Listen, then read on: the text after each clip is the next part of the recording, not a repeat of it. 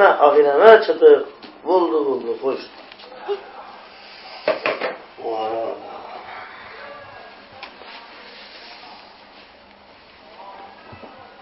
Kimke?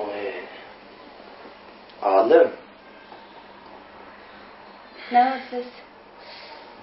Abi, koruldan iş şu balla ketdik birden berim oturuluyor deb telefon qilibdi.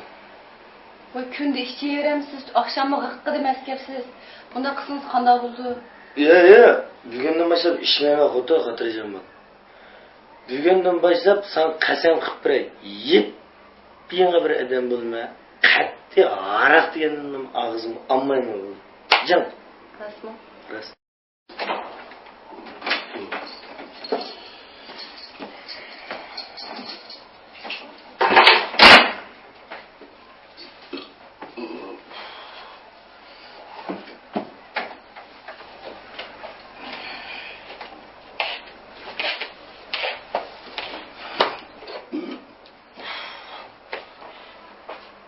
Attigalı yeni adam bo'lmasa, va'd beradingiz, yana g'iqqa demaskapsiz-ku.